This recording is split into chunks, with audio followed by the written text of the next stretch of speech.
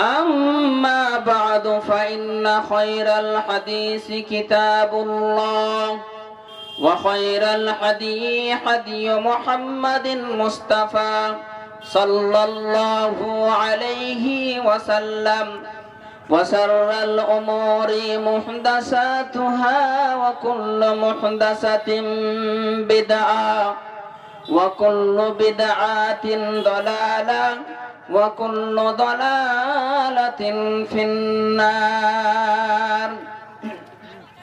بعد أعوذ بالله من الشيطان الرجيم. بسم الله الرحمن الرحيم. وإذ قال لقمان لابنه وهو يعظه يا بني لا تشرك بالله إن الشرك لجرم عظيم. بعد أعوذ بالله من الشيطان الرجيم. اتبعوا ما أنزل إليكم من ربكم ولا تتبعوا من دونه أولياء قليلا ما تذكرون.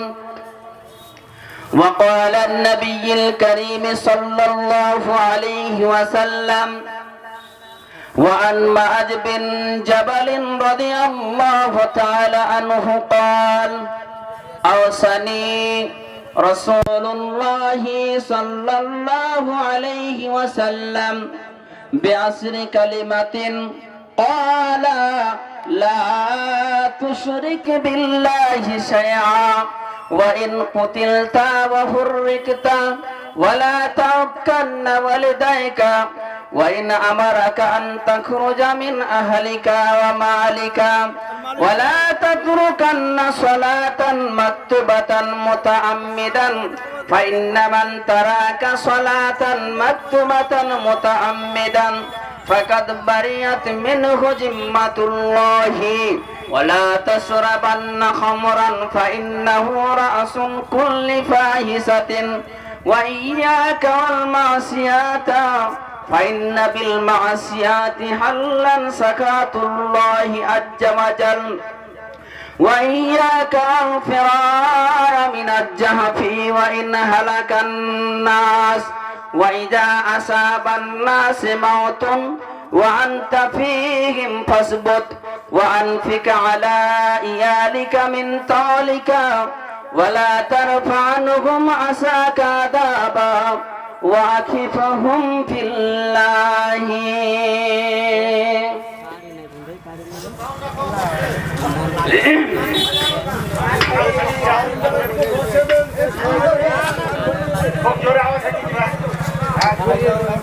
Mic man আপনি কোথায় আছেন? এক সাইডে আওয়াজ খুব জোরে আসছে, আসলে আমরা স্টেজ থেকে এটা অনুভব করছি। ওনার তো পাশে আছেন, কান ফেটে যাচ্ছে।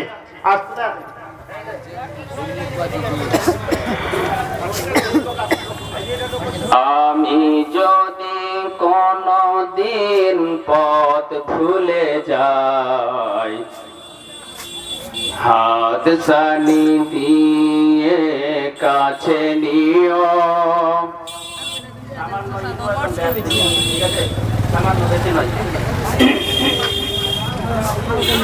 আমি যদি কোনদিন পথ ভুলে যাই হাত ছানি দিয়ে কাছে নিও। মমতার বন্ধনে আমায় বেঁধে সব ভুল ক্ষমা করে দিও। সব ভুল ক্ষমা করে দিও।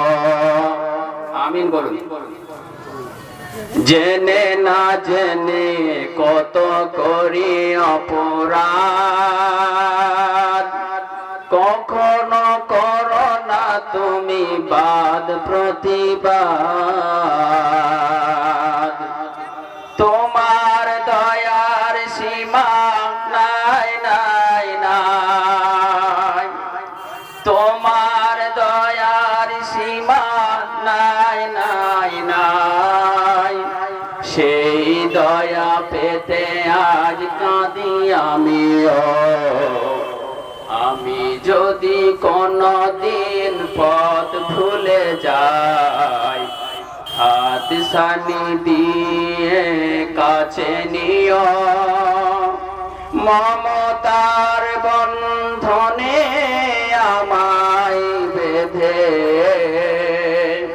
সব ভুল ক্ষমা করে দিও, সব ভুল ক্ষমা করে দিও।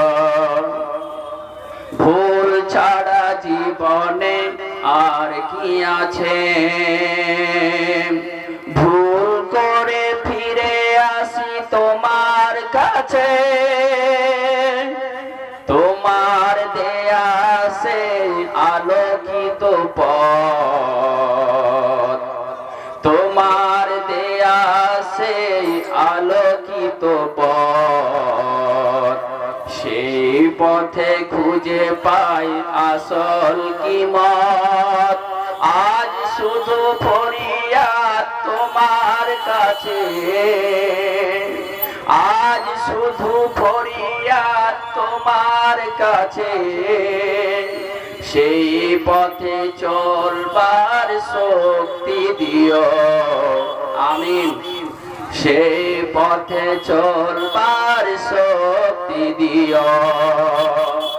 আমি যদি কোনো দিন পথ ভুলে যাই, হাত সানি দিয়ে কাছে নিও।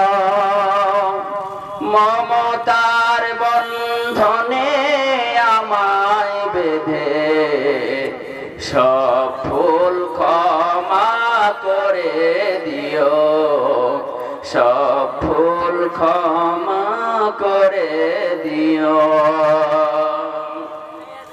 উপস্থিত শ্রদ্ধেয় সুসম্মানিত যোগ্যতম আজকের সভার সভাপতি সাহেব, স্টেজে উপস্থিত অন্যান্য উলামা ইকরামগণ, আমার সামনে বসে থাকা দিনদার ইমানদার মুসলিম ভাই সকল, পর্দার আরেক পাশে বসে থাকা অবলা সরলা মা এবং বোনেরা, সর্বপ্রথমে ওই মহান আল্লাহ তাবারাক ওয়া তাআলার প্রশংসা করি, যে মহান আল্লাহ তাবারাক ওয়া তাআলা আমাকে আপনাকে কিছু সংখ্যক হতভাগা মানুষদের কাছ থেকে বেছে নিয়ে এত বড় একটা মহামূল্যবান মজলিসে বসার এবং কোরআন এবং হাদিসের কথাগুলো শ্রবণ করার সুবর্ণ সুযোগ করে দিয়েছেন। সেই মহান মুনিবের বারগাহে জানাই লক্ষ কোটি শুকরিয়া। আমরা সকলে অন্তরের অন্তঃস্থল থেকে বলে উঠি আলহামদুলিল্লাহ।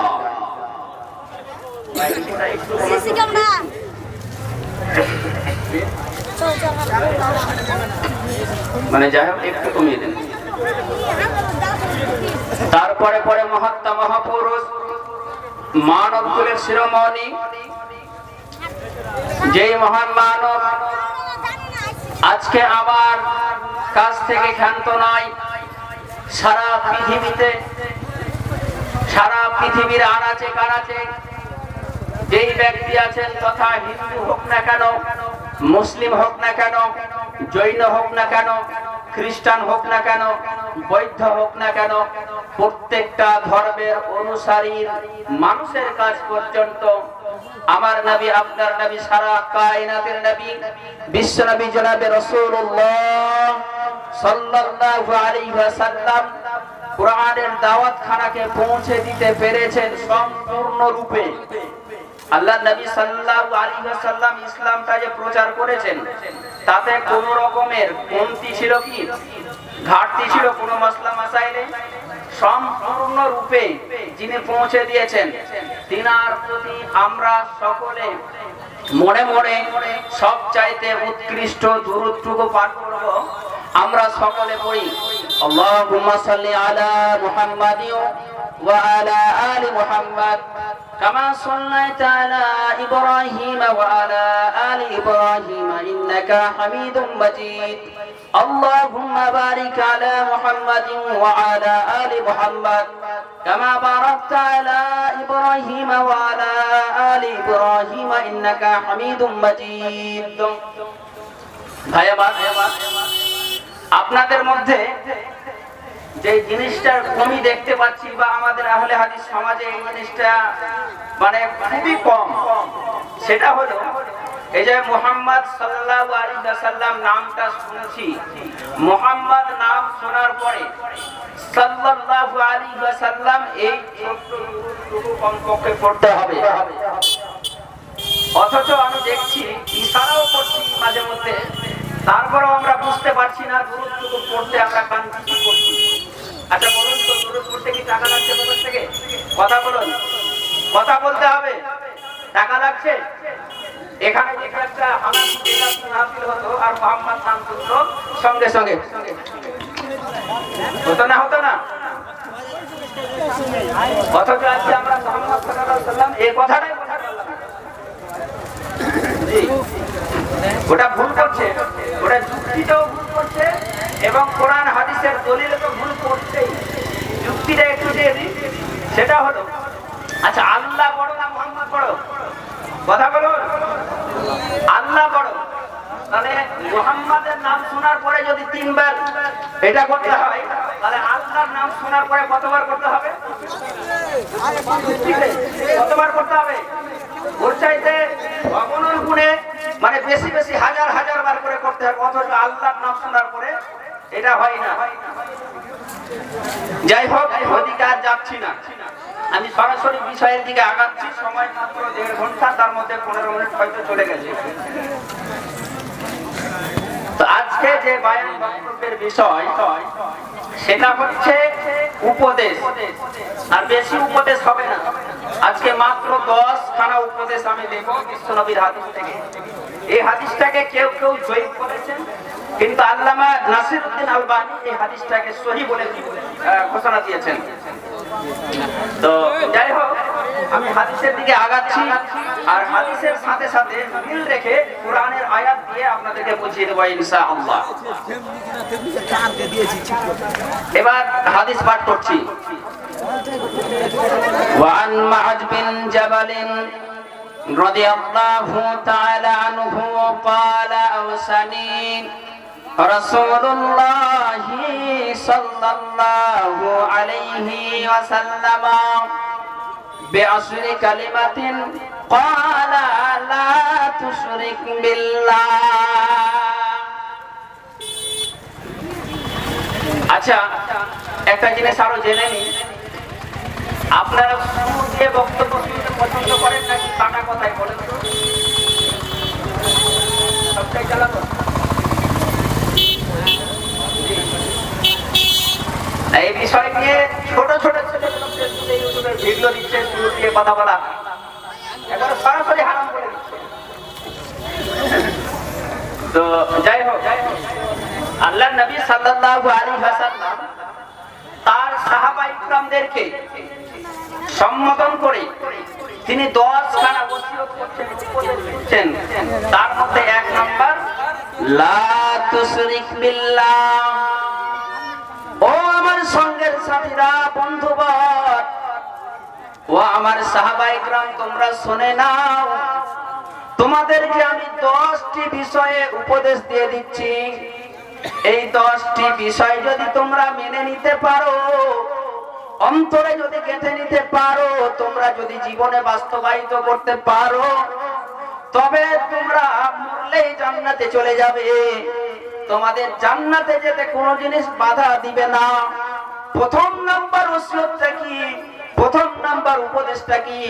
আল্লাহর নবী জনাবে রাসূলুল্লাহ সাল্লাল্লাহু আলাইহি ওয়াসাল্লাম তিনি বলছেন লা তুশরিক বিল্লাহ। উম্মত রে, জীবনে যতদিন বাঁচবে, যতদিন বেঁচে থাকবে, আল্লাহর জায়গায় অন্য কাউকে বসাতে যাবে না, আল্লাহর স্থানটা অন্য কাউকে দেবে না, আল্লাহর মতো করে অন্য কাউকে দেখবে না। যদি তোমরা আল্লাহর জায়গায় অন্য কাউকে দিয়ে দাও, আল্লাহর জায়গাটা অন্য কারো লাগিয়ে দাও, শিরক নামের অপরাধ করে দাও, তবে তোমার সমস্ত আমল বরবাদ হয়ে যাবে, তোমার কোনো আমল কাজে আসবে না। আচ্ছা, শিরক এমন একটা বড় গুনাহ যেটা আল্লাহর সাথে সরাসরি যুদ্ধ ঘোষণা করা হয়, আল্লাহর সাথে যুদ্ধ ঘোষণা করা হয়। শিরক মানে কি?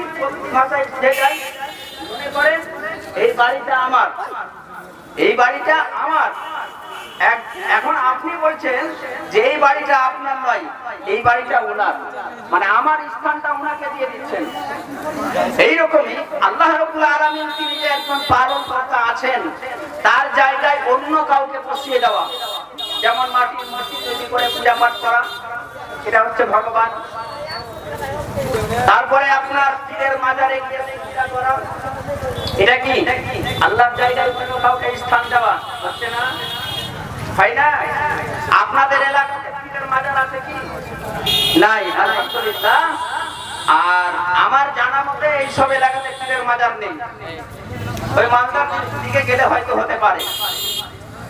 তো যাই হোক, এক শ্রেণীর মানুষ আছে যারা পীরের মাজারে গিয়ে চাদর চড়ায়, আর চাদর চড়ার পরে ওখানে মান্যত মানে কি? মান্যত মানে খাজা বাবা 10 বছর বিয়ে হয়েছে, সন্তান নাই, মা ডাক শুনতে পাই না, মা ডাক শুনতে পাই না, বাবা আমাকে সবাই অপয়া বলে, অপদার্থ বলে, আমার মুখ দেখতে চাই না, ও খাজা বাবা তুমি আমাকে একটা সন্তান দাও।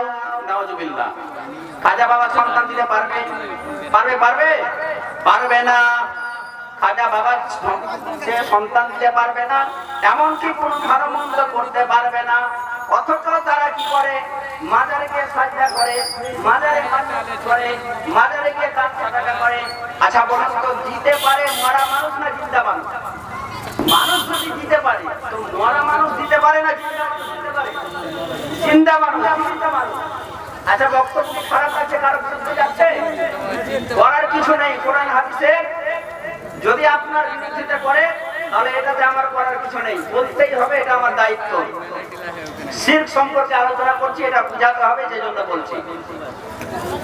পীরের মাজার দরগা যেমন পান্ডুয়া মনে করেন, আর কলকাতার দিকে উত্তর 24 পরগনাতে। আসসালামু আলাইকুম ভাই, মাইকম্যান যারা আছে, এই যে মাউথ স্পিকারটা সিঙ্গালের জন্য অসুবিধা হচ্ছে, আমাদের বক্তা সব কোনো সময় এদিকে মুখ ফেরাচ্ছেন, কোনো সময় এদিকে মুখ ফেরাচ্ছেন, তাই আপনারা দুটো স্ট্যান্ড দেন, দুটো মাউথ স্পিকার দেন, এটা আমাদের সুবিধা হবে। তো যেমন পান্ডুয়াতে একটা মাজার আছে, একটা মাজার আপনার ফুরফুরা শরীফ উত্তর 24 পরগনাতে আছে। আচ্ছা আপনারা মাজারে গেছেন কি? যদি যান দেখতে, মানে দেখার জন্য, মান্য করার জন্য, যদি দেখতে যান, তাহলে আপনারা খেয়াল করবেন যে গেটের সামনে অনেক, কেউ হয়তো ল্যাংড়া ফকির, কেউ মিছামিছি করে পাকে ব্যান্ডেজ করে দিয়েছে, যে আপনার ফুলের রস লাগিয়ে দিয়েছে, বসে আছে। এইরকমও অনেক ফকির আছে। তো ফকিরটা বসে আছে, ফকিরটা চাই মাজারে, না যেই লোকগুলো মাজারে দর্শন করতে যায় তাদের কাছে চাই? কাদের কাছে? কথা বলুন তো। যারা আমরা দর্শন করতে যাই তাদের কাছে, তাদের পায়ে পড়ে বলে, ভাই ভাই থেকে খাই টাকা দাও, বলে না? বলে না? তো একটা ফকিরও জানে যে মরা মানুষ দিতে পারে না, একটা ফকিরও জানে যে মরা মানুষ দিতে পারে না, অথচ আমরা এত পাগল, আমরা এত জ্ঞানী মানুষ, স্কুলের কলেজের প্রফেসর মাস্টার পর্যন্ত পীরের মাজারে গিয়ে মান্নত করে। নাউজুবিল্লাহ। ছি ছি ছি ছি। একটা ফকির বুঝতে পারলো যে মরা মানুষ দিতে পারবে না, দিলে জীবিত মানুষটাই দিবে, অথচ আমরা এটা বুঝলাম না। আর যেই পীরের মুরিদ আমরা হই, যেই পীরের আমরা আনুগত্য করি, সেই পীরের আকীদা জানেন? সেই পীরের আকীদা, সেই পীর বলছে, আমি নামটা বলে দিলাম, ফুরফুরা শরীফ। ফুরফুরা শরীফের কোন একজন পীর, সে বলছে যে পীরের অনুমতি ছাড়া নফল নামাজ পড়া যাবে না। আরে তুই পীরের বিনা অনুমতিতে ভোট দাও দিবি রে? তার মানে পীর সাহেব যে ভোটে দাঁড়িয়েছেন ওকে ভোট দিতে হবে, এটা বোঝাতে চাচ্ছে। অন্য কাউকে ভোট দেওয়া যাবে না। ওই পীর সাহেব আবার কি বলছে, এত জঘন্য ভাষা ব্যবহার করছে। আমি এক এক করে বলছি শুধু শিরটা বোঝানোর জন্য। সেটা হচ্ছে যে পীর সাহেব এবার বলছে কি, যে আমি হলাম কুরাইশ বংশধর, নবীজির বংশধর। আমার নাম শোনার পরে আমার উপরে দুরূদ পাঠ করতে হবে। নাউজুবিল্লাহ বলেন, নাউজুবিল্লাহ বলেন।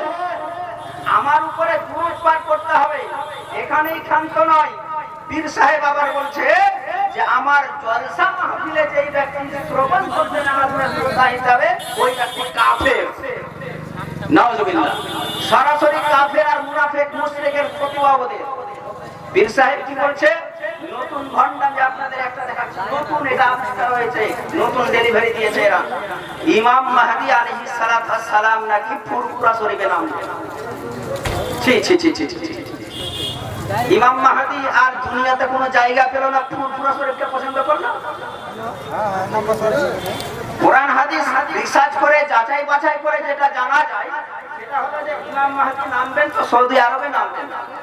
এবং আমাদের নবী জনাবে রাসূলুল্লাহ সাল্লাল্লাহু আলাইহি ওয়াসাল্লাম মক্কা ছেড়ে মদিনায় হিজরত করেছিলেন, আর ইমাম মাহদী আসার পরে মদিনা ছেড়ে মক্কায় হিজরত করবেন। কথা ঠিক বলছি তো?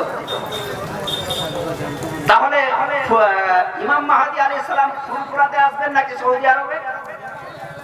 এই পীর সাহেব বলছে যে না, ফুরফুরা শরীফে ইমাম মাহদী আলাইহিস সালাম নামবেন। এটা হচ্ছে তাদের আকীদা। তার নামে দুরূদ পড়তে হবে 5 ওয়াক্তের নামাজে। নফল নামাজ পড়তে গেলে মানে আপনার তার পারমিশন নিতে হবে। নাউজুবিল্লাহ।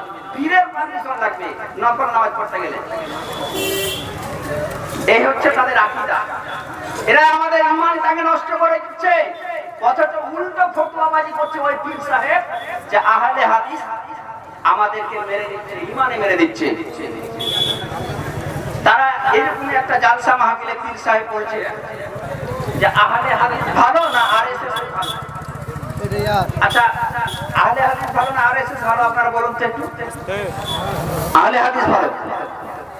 এরা বলছে যে আহলে হাদিস ভালো নয়, আহলে হাদিস এরা হচ্ছে আরএসএস এর চাইতে খারাপ। কেমন করে খারাপ বুঝিয়ে দিচ্ছে, যে আরএসএস যদি আপনাকে মারে তো আপনার জানটা মেরে দিবে, মানে আপনাকে কতল করে দিবে, আপনি মরে যাবেন।